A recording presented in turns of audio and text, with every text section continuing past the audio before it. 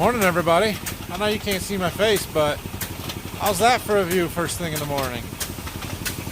Gonna get a pretty good sunrise. About 5:30 in the morning here. We are just about done with this run. Time to move the Traveler. Kind of getting brighter. I gotta push through all this. Yeah, you guys can't see anything. Pointless here. There. So I got those end rows in front of this run, so I gotta knock over a bunch of corn here to get this thing where it needs to be.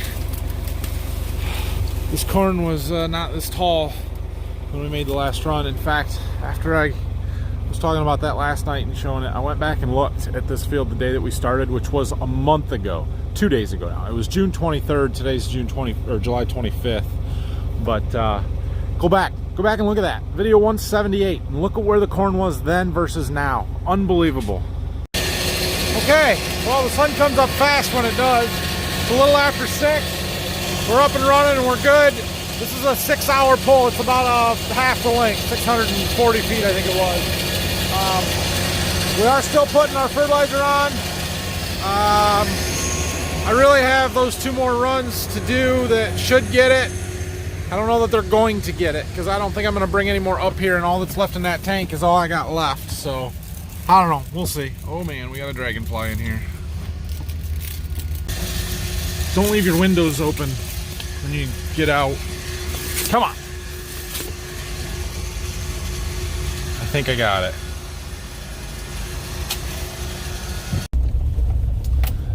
So I've got about a half hour to go back to my house and eat some breakfast, I guess.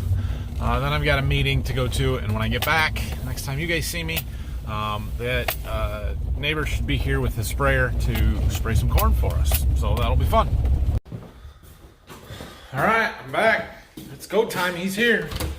Check it out. It's a Hagie. So we'll talk about this sprayer here in a little bit, but I'm going to lead him down to the first field with the gator, and we'll get it sprayed. So the reason for having them do this is clearance. That sprayer sits up a lot higher than ours does, and it won't knock the corn over like ours would. And so we let him hire him to come and spray some corn for us. It's cheaper than hiring an airplane, and in my opinion, a ground rig is going to do a better job than an airplane anyway, and that's because of gallonage, right? So he's going to spray it at a 15 gallons per acre rate versus an airplane is 2 or 3 gallons per acre of water and chemical solution. So as long as he's not running over the corn, this is a better way to apply it, and that sprayer does a pretty good job of staying in the rows. So we'll watch him here for a second and then go back and get ready to load him up for the next pass. It's also 4-wheel steer, so he can turn really tight, which helps to not run over corn.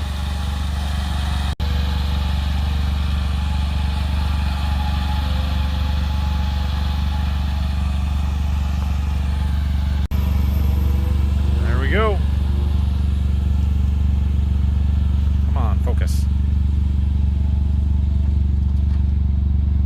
So you'll notice that that sprayer has a front mount boom instead of a rear mounted like ours. Just a different design. Kind of nice to be able to see the boom when you're pulling into corners and stuff. But for corn, when you're spraying this tall stuff with the boom way up high, they do put a little rear boom behind the main frame of the sprayer so that you're not driving through the chemical quite so much. So we are spraying the same 2 fungicides that I've been using on the beans. Right now he's spraying some Trivapro. We're going to do a field of Miravis Neo later, but yeah, won't take him long here. I will get the drone out when we're doing one of the fields back closer to the farm. We'll get a little drone footage of it, so that'll be cool. And I don't know,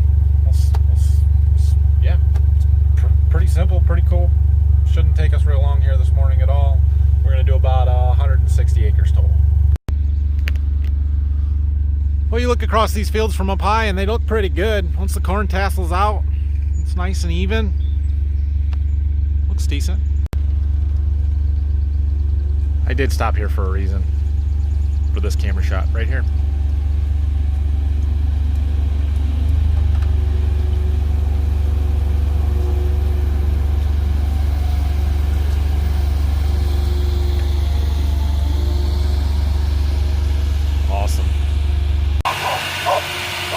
Here he goes with a second load. We're going to the backfield down the lane back there, so time to fly.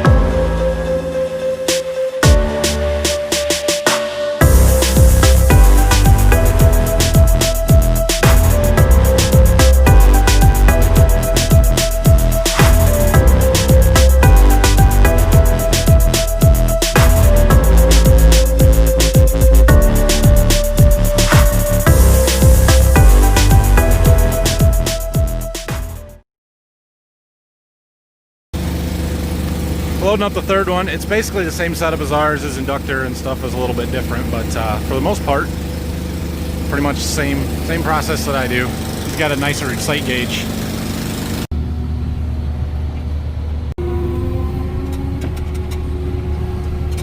It's quiet in here. Very quiet. That's what the engine in the back does for you.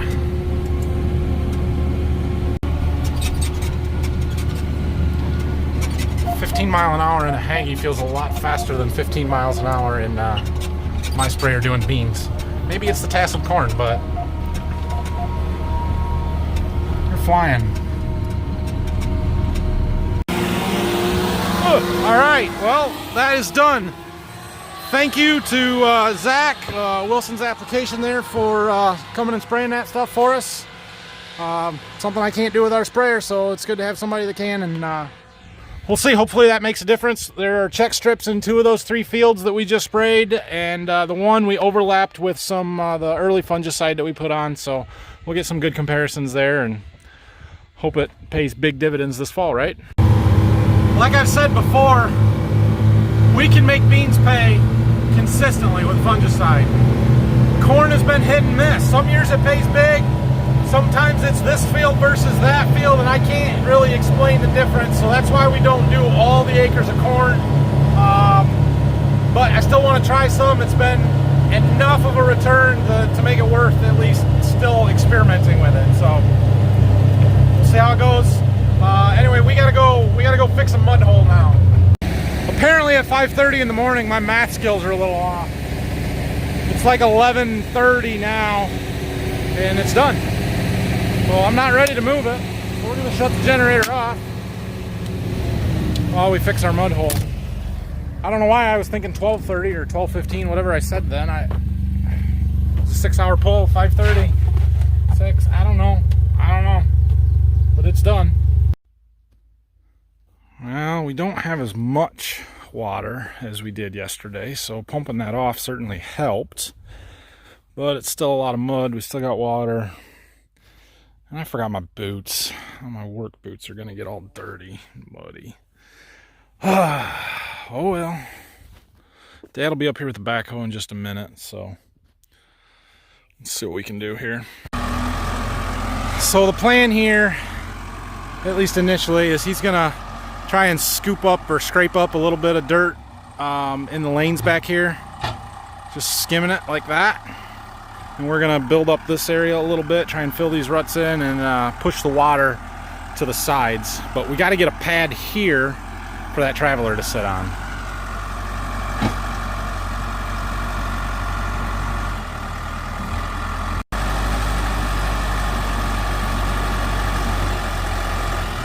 Add bulldozer to the list of things that this does. Backhoe. Well, there's one rut. Problem is this dirt's all going to be loose and soft, so you really got to put a bunch in there and try and pack it a little bit.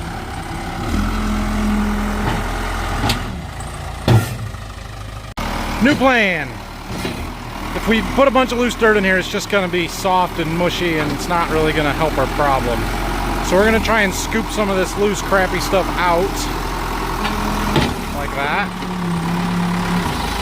Take it down in the lane farther.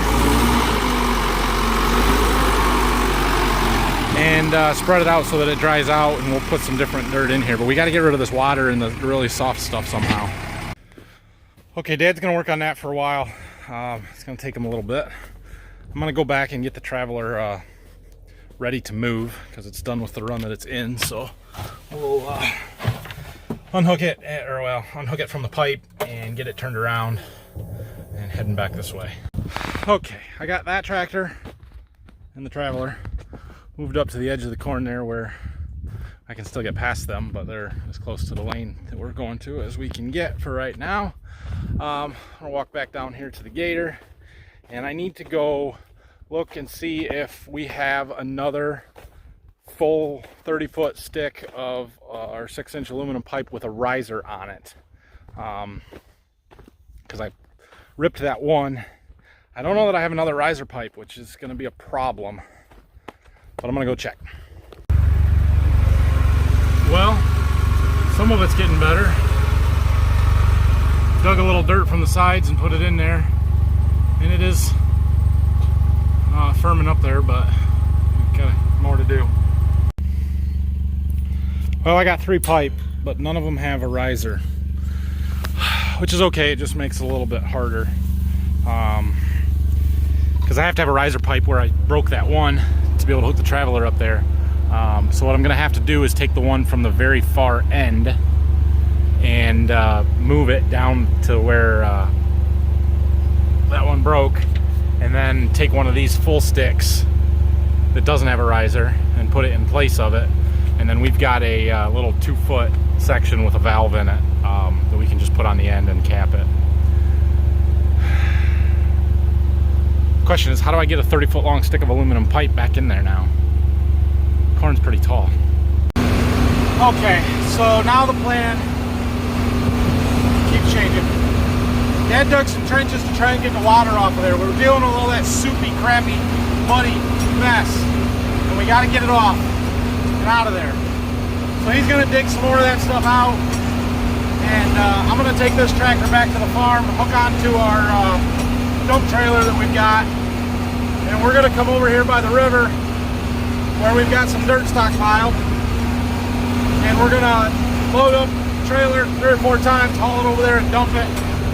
We'll have some good clay, packable dirt that will be solid enough and not just turn to soup and wash out the first time you drive through it. I wish the air conditioner in this tractor worked. You can see some of this corn that we don't water, can't get to. It's stressed, it's curling pretty good. So we got to keep pumping where we can. There's our little dump trailer.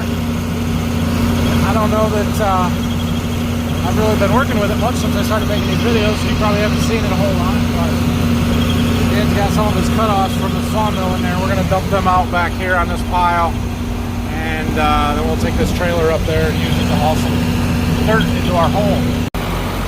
Oh man, okay, so we've got a pile of dirt here. There's some stumps and trees and stuff in there, but that's beside the point. We're going to load this trailer up with some of that dirt, dump it in our hole.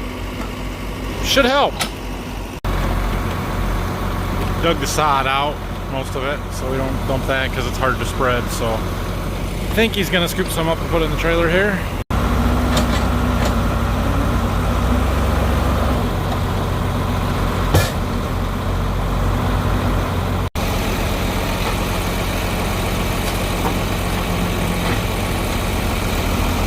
All right, let's go dump this.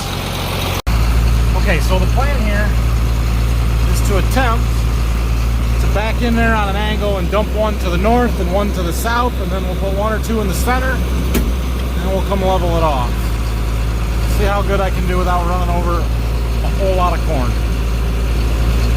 We're gonna call this good enough because my trailer tire is about to fall in a hole.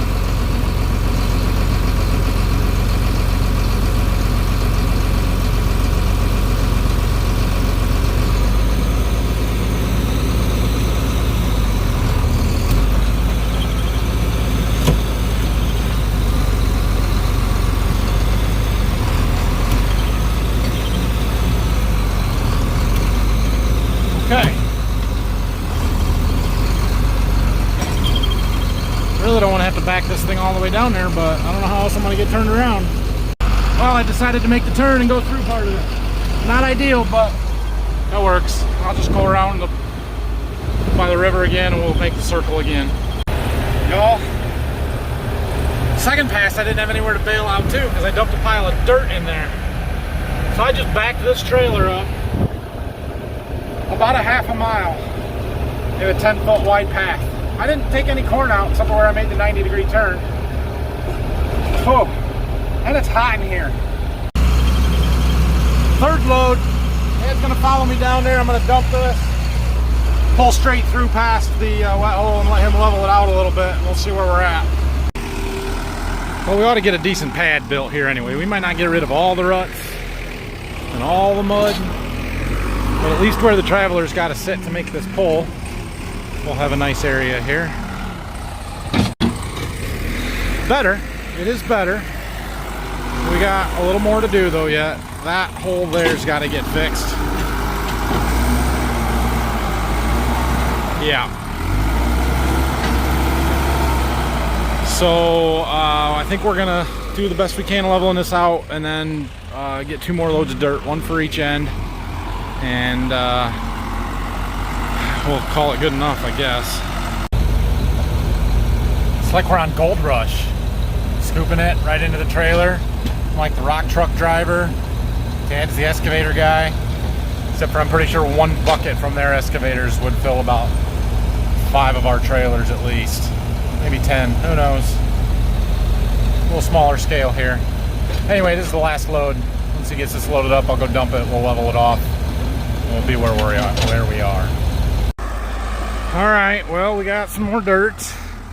We should be able to fill this in pretty good here, I would say. We'll let Dad work for a minute. In the meantime, do you think I can put that broken pipe on my dump trailer and get it out of here, out to the pipe trailer, and bring them other ones back in here? I don't know. I'm gonna try it. Well, I got my 2 broken, damaged pipes. Look at that, even made the turn. Dad's done with the pad over there, so he's heading back to the tile field to keep digging there. We got to get these swapped out with the ones on our trailer up here and get it put back together, and then we can get our traveler put in place, pull the gun out, start her up. We should be in good shape. It's gonna take a little bit of time, but we'll get her. Okay, I exchanged out my 2 damaged pipes. I got 2 good new ones, but they don't have a riser on either one of them. So what I'm gonna do is take this last one here that's got a riser on at the end of the run, and we'll put that one where I need the riser. We'll put a full pipe in here, and then I've got a little valve that just clamps on the end of it, a real short piece. We'll put down here. That's in the back of the gator. I'll show you that later. The problem with doing this right now is that by my hand thermometer, these shiny aluminum pipes that have been sitting in the sun all day are somewhere in the neighborhood of 300 degrees Fahrenheit right now, which is not fun, but we'll get them put together. It's hot out here. Okay, all the pipe is back together. We have a continuous run of pipe from the pump all the way to the end of the field. I got all of it fixed. That is a good thing. We've got a pad here that should support our 40/20 and our traveler, no problem. Hopefully it doesn't turn into another big muddy mess, but it is going to get wet because that's what happens. So we'll see. The pipe's sitting a little uneven. Some of them are probably going to bend. What are you going to do? I could dig that stuff out, but it will take me forever. This pipe is... There's enough flex in the joints, I think it'll be okay. So now we got to get our traveler down here. I'm going to back the gator out to the next lane, take this tractor and trailer down past the traveler, and then we'll pull that down here, and we'll have to get the 4440 around to be able to make the pull. Yeah. All right. 4 o'clock. It is 4 o'clock and I'm finally able to pull this thing out. Oh man. It's supposed to be done at noon. So it cost us 4 hours trying to work on that mud hole. Or me not figuring out a different time earlier to do it, but whatever. Pray for rain, y'all. Pray for rain. Okay, before we can start the pump up, we got to go put this, this is my valve that goes clear on the end, and our end plug. Otherwise the water will go right out the end. We'll never get any pressure, and we'll have a giant wet spot. We got a leak. Hopefully I can tighten it up and it will stop.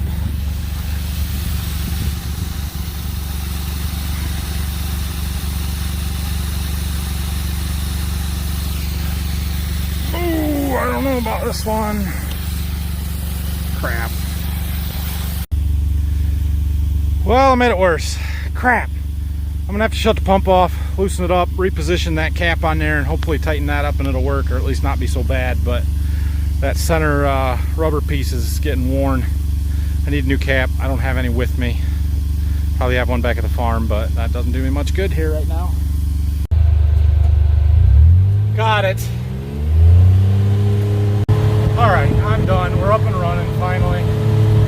The problem now is that it screwed up my timing. So this runs, I'm running a little bit fast. It's going to get done at about 12:30 in the morning. So I will be back then to move it. I should be able to get the next run done at about 11 in the morning tomorrow. Then maybe I can go to the lake. That was the plan for this afternoon. 5 o'clock now, that didn't happen. Back to the farm and I'm going home. Alright guys, well, I had no intention of working for 12 hours today, but that's about what I've done. I was supposed to be home by 1 o'clock, so anyway, I'm going home now. Come on. Oh, my phone's dying, so hopefully you can see me. I can't see you because, my phone screen's, yeah. Anyway, have a great night, weekend. I'm not going to make a video tomorrow. Tomorrow's Sunday. I will keep the irrigation stuff moving, but that's going to be about it. So we'll see you guys Monday, Tuesday morning's video. If you have any questions and comments, leave them down below for me. And hit that like and subscribe buttons for me, guys. I appreciate it. We'll see you next week. Thanks for watching, everybody.